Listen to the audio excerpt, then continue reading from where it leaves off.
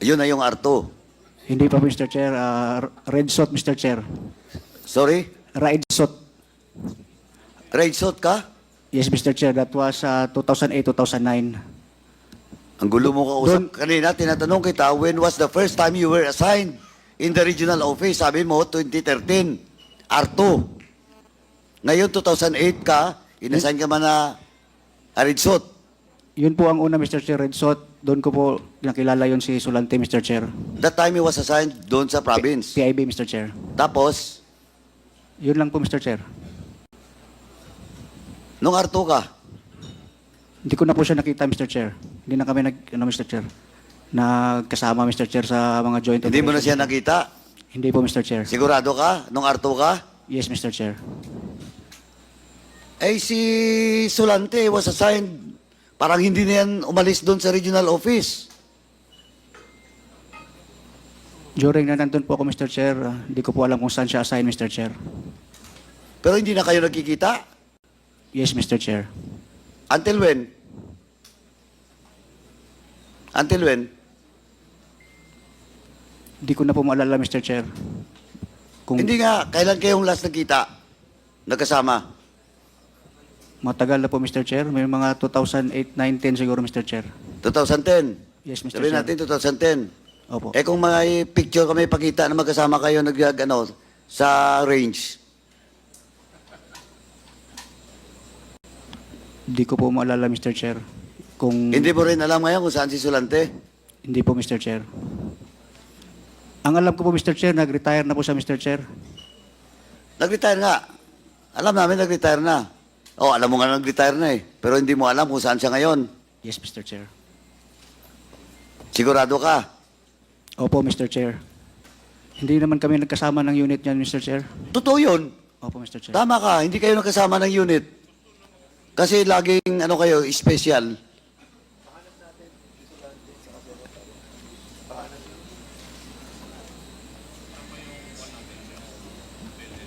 Anyway, mamaya, may ipacheck lang ako. Mr. Chairman, doon na muna, may ipapacheck lang ako tapos para tanungin ko ulit si Captain Albutra. Kasi nagsisinungaling to eh. Hindi niya raw alam kung saan si Sulante. Alam nga ng lahat ng pulis sa Cebu kung saan si Sulante, tapos ikaw hindi mo alam? Eh, you're lying. Hindi ko po talaga alam, Mr. Okay, Chair. Colonel Garma, when was the last time you know the location of of Sulante? Sinungaling ka. Sir, based on my information, nandun lang siya sa Cebu City, dun sa bundok po. Oh, nandun sa bundok. Siya ngayon yung caretaker doon kasi retired na. Ikaw, sinungaling ka. If I may, Mr. Chair. Eh, si Sulante, very popular name in Cebu. Pero hindi ko po yan, Mr. Chair. Hindi po kami, wala, Mr. Chair. Hindi po kami nagkikita o hindi ko siya nakikita, Mr. Chair. Ka, Rumba? Yes, Mr. Chair. Karumba and I don't know anong rank, Mr. Chair. Miljen Bulandres, Mr. Chair. Bulandres. Bulandres, hindi Bilandres, Bulandres. Okay. Anyway, yung assignment ng dalawa, kasi ikaw, nung dumating ka doon, you were assigned doon sa DEO. Tama? O ka lang ba? Yes, Mr. Chair. Ang assignment ng dalawa, Doon din po, Mr. Chair. doon din.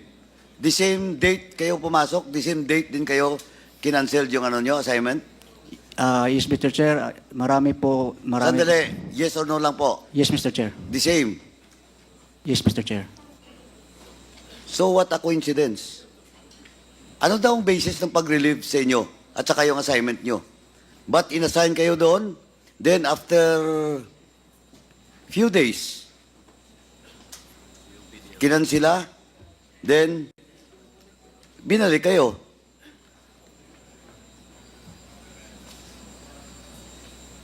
Oh, Opo, Mr. Chair. hindi, anong opo? Tanong ko, bakit kinansila? Anong basis daw o reason? Si RD po ang... Who is that RD the time?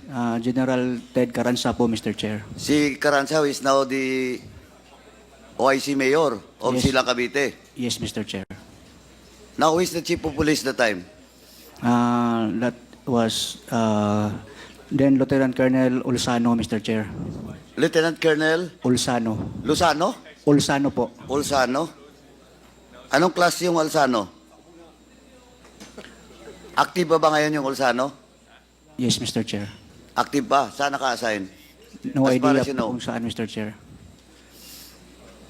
Mr. Chairman, can we direct the PNP to facilitate the present assignment of Light Colonel Olsano and to be invited in the next hearing? Kasi ito po yung Chief of Police nung nangyari yung Mayor Halili killing. Now, hindi ka man lang, Captain Albutra, hindi ka man lang nagtaka na you were assigned, you were relieved in Cebu. Prior to your relief, ano ba yung position mo doon sa Cebu? Station Commander, Mr. Chair. Station Commander of what? Station 1, Mr. Chair. Station 1. That's 2018. Yes, Mr. Chair. Gano'ng kakatagal doon na Station 1 Commander? I think only 2 months, Mr. Chair, before po na-issuehan ng order, Mr. Chair. So, 2 months ka lang na Station 1 Commander, then nirelieve ka, and then assigned to Calamba, ganon? Then, kinansila ulit, binalik ka na naman sa Cebu? Opo, Mr. Chair. Yun po ang nangyari, Mr. O Chair. prior to Station 1, anong assignment mo? Sa Deputy Dumaguete Police Station po yata, Mr. Chair, sa Negros Oriental PPO, Mr. Chair. Anong posisyon mo doon sa Negros Oriental? Deputy Dumaguete Chief of Police, Mr. Chair. Dumaguete City mismo. Opo, Mr. Chair. Your rank that time is Lieutenant? O Kapitana? Major po, Mr. Chair. Major. Okay. So, deputy ka ng Dumaguete. Anong buwan yon ng 2018?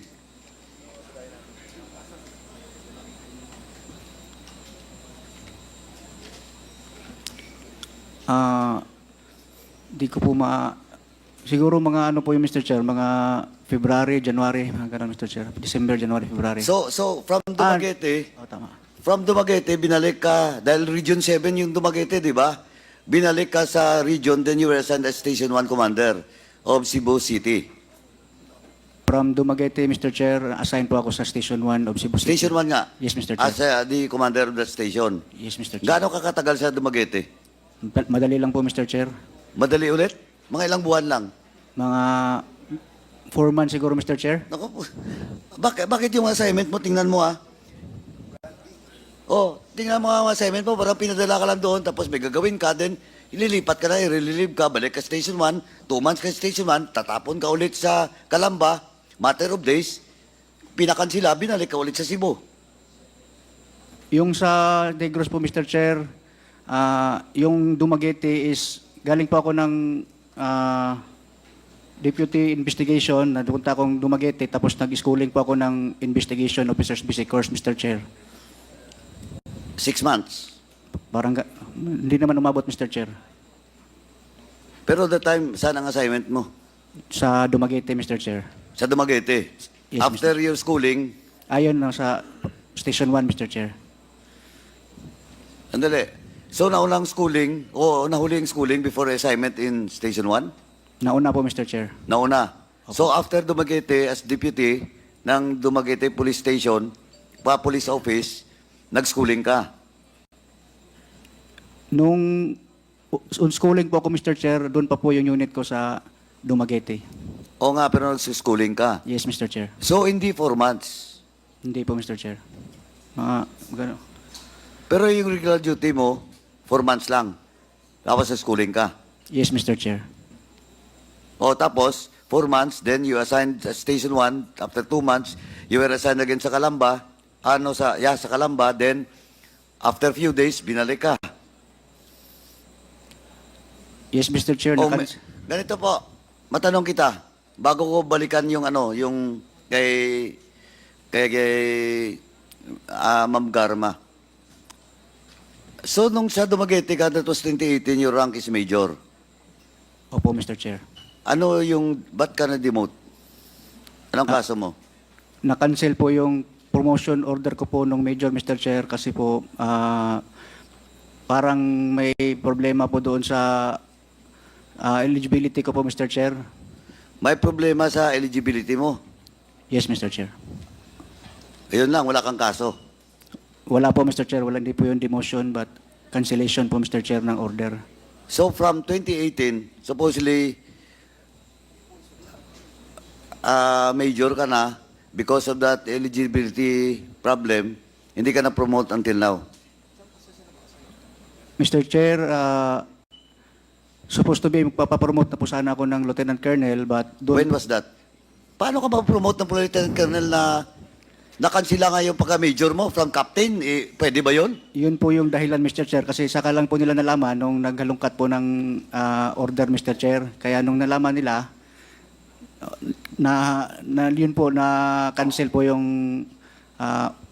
last promotion order ko po. Okay. So you were already promoted as major. Yes po, Mr. Chair. Kinancel because when you apply for promotion for light colonel, doon nakita Yes, Mr. na Chair. may problema kasi eligibility mo. Yes, Mr. Chair. Oh, when was that? Bago lang po, Mr. Chair. I think 2 months ago, Mr. Chair. 2 months ago. Yes, So balik kapitan ka. Opo, Mr. Chair. Mr. Chairman, can we direct the DPRM to submit also the service record, and that includes the promotion and the cancellation of the reason for the cancellation of the promotion of Captain Albutra. Mr. Chair, Please. Yes, Congressman Akop. I'll just ask one clarificatory question. Ano yung sinasabi mong eligibility na wala ka kaya hindi ka na-promote?